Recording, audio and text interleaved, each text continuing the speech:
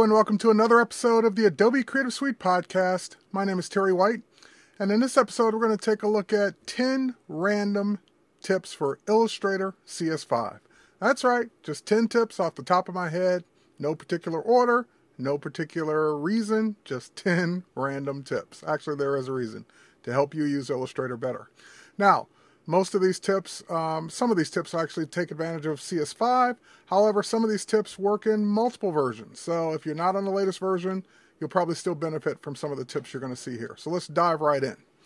The first tip we're going to do is actually one of my old favorites. So this one has worked for quite a while inside of Illustrator, and it's taking advantage of the appearance panel. So if you go over here, you have your appearance panel, and if you don't have it on the side there, you can just go ahead and pull it up from the, I believe it's from the window menu. There it is, appearance. And once you have your appearance panel up, we're going to go ahead and just grab any tool to make a stroke. So I'm just going to use the pencil tool in this case, one of my favorite tools actually for creating irregular sized or shaped strokes. So now that I have that stroke, as you can see in the appearance panel, it created a yellow stroke with no fill. And what we're going to do now is go to the stroke panel, and we're just going to increase the size of that stroke. We're going to make it a ½ inch in size. Okay, so let's go back to the appearance panel for a minute, and there's our ½ inch stroke, which, by the way, we could have also done it from here, just as another bonus tip. And now that we've got our ½ inch stroke, here's the magic of the appearance panel. The appearance panel, you can have multiple fills, multiple strokes, and multiple effects on an object, and this is where you control it all. So we're going to go in and we're going to say that we want to create a new or add a new stroke to the existing one. So that will just duplicate it and put it right on top. Now we can go in and we can say that we want that stroke, for example, to be a different color. So I just clicked right on the color from the appearance panel, and I want this one to be black. Now, since it's the exact same size currently, it just covered up the yellow one. The yellow one is still there, but the black one is the same size right on top of it. So we're just going to change the size of the black one to be smaller. So now we can see the yellow one on the outside and the black one on the inside. Next, we're going to add one more, and we're just going to add one more new stroke. So we can stack as many of these up as we need. We're going to change the color one more time, and this time we're going to make the stroke white. All right, same thing. It's covering up the black one, and now we're just going to go ahead and change the size of it. So let's drop it down to 0.625. And it's a nice white line in the middle of our black stroke, in the middle of our yellow stroke. But now we're going to go in and we're going to actually click on this one and we're going to make it a dashed line. So we can now go ahead and let's make it a little bit bigger here. Make the dashes bigger. Oops, not Q. Let's tab out of that. There we go. Actually, we'll make them just a little bit longer. How about... make them I don't know, how about 0.7?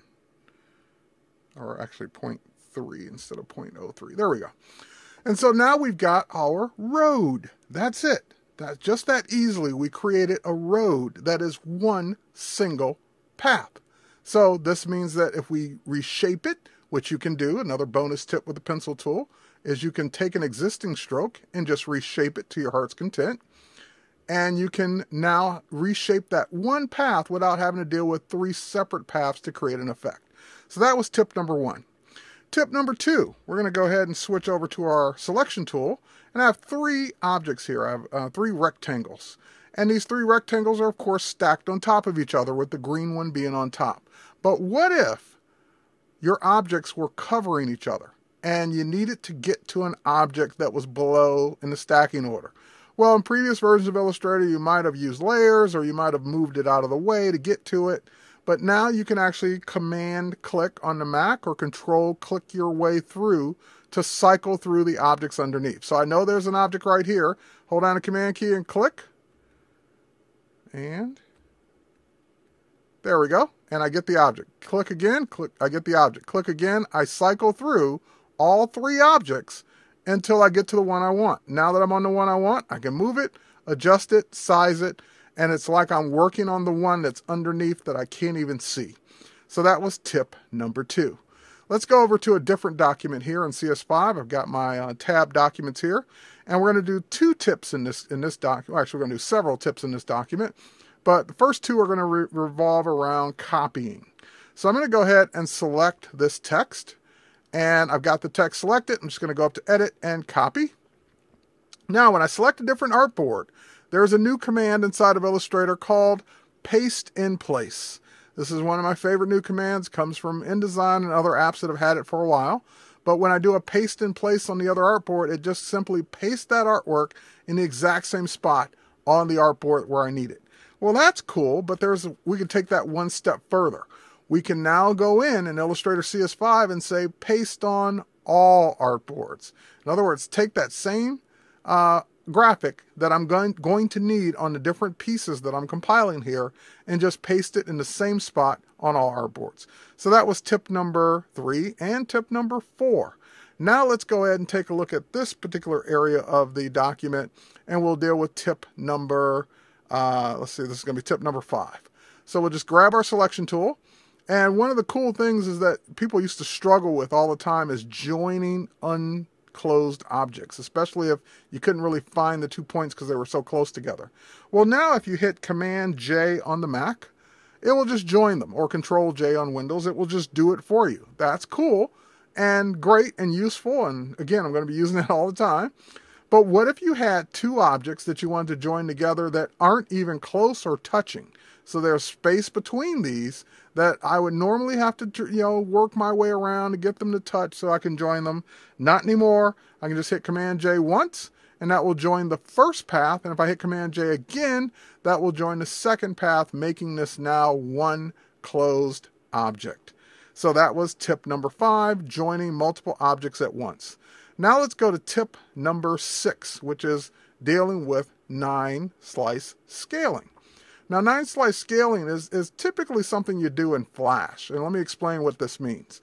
So let's say I draw a rounded rectangle, as I just did.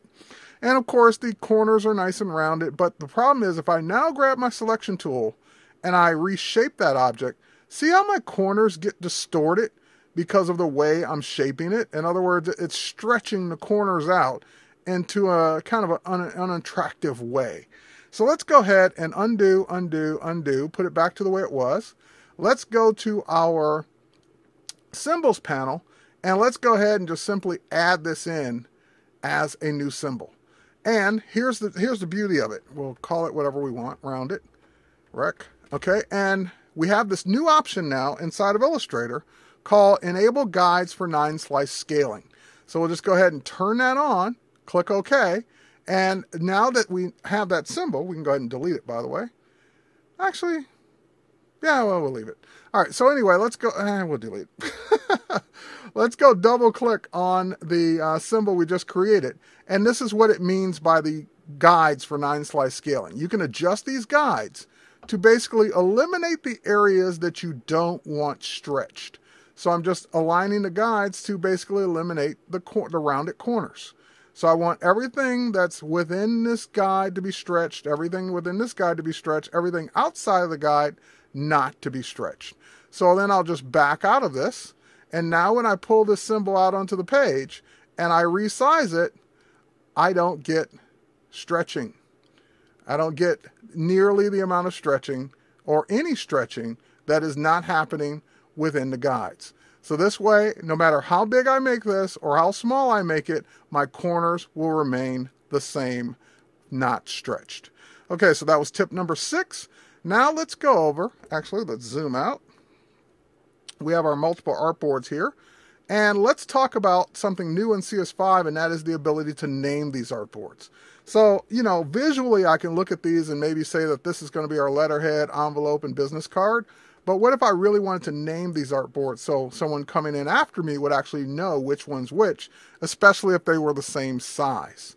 So we can go to our artboards panel, which is right here. And we now have the artboards in their default names, which is artboard 1 through 4. And at this point, I would need to identify which one's which. So I'm going to go ahead and grab my artboard tool. Now when I have an artboard selected, I can see the current name up here. I know you see it there, but this is where you actually do the naming at the top here. And now that I've got the artboard name selected, I can go ahead and call that letterhead, and that becomes the letterhead artboard. I can click on this one and call it envelope. Okay, and I can click on this one and call it business card. And last but not least, we'll click on this one and we'll call it flyer. Okay, so that was tip number 7, the ability to name your artboards, and now you see them in the artboard panel. Now, tip number 8 is the ability to actually rearrange your artboards. So if I wanted my business card to happen before the envelope, well, I can click the move up and move down to rearrange the order. And then you're saying, well, that's great, it did it here, but it didn't really do anything in the document. And that's because we need to now do part 2 of this step.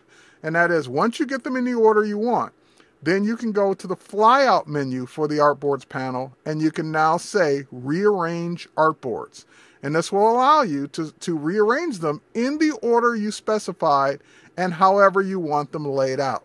So I can say, give me how many other columns I want, how many other rows I want, and then once I click OK, it will rearrange the artboard in that order. So number 1, number 2, number 3, and number 4 are arranged just the way I specified in the artboard panel, and then did the arrangement. Okay, the next one is kind of cool. It's actually one of my favorite new tips inside of CS5. I'm just going to zoom into an area here. We're going to go ahead and grab our brushes panel. And in the brushes panel, I've created a new brush from one of our default symbols. So I just drug the symbol on the page, unlinked it as a symbol, then created a new brush from it. So now I can select that brush. I can go ahead and grab my brush tool. I'll go ahead and grab my Wacom pen, and I can go ahead and drag out a new flower. Here's the problem in the past with creating these kind of custom brushes. As long as the brush is the size of the original piece of artwork, you're good to go. But the minute you make the brush or the stroke bigger, again, you're starting to distort your object. Here it was flat, here it was down, here it's really down. Here the leaves are up, here they're a little bit more up, here they're flat out. So if I continue to make this bigger, it's just going to distort the artwork even more. So what's the workaround now in CS5 for this, or to stop this from happening? Just go ahead and double click on your brush, and you now have a new option that says scale or stretch between guides. So similar to 9-slice scaling, I can go ahead and just put in guides to dictate what part of the object I want stretched, which would be the stem here, and what parts I don't want stretched are now outside the guides. When I click OK, I'm going to get a warning that says, do you want to apply this to the existing strokes? Usually the answer is yes. And as you can see, now when I create a brush, the artwork is not stretched. I can make it as long as I want without stretching the artwork out. Now, that in this case, I made it too short, and the artwork did get stretched. But as long as I keep it the size or larger than the original brush, then I'm good to go. All right, that was tip number 9, scaling your brush.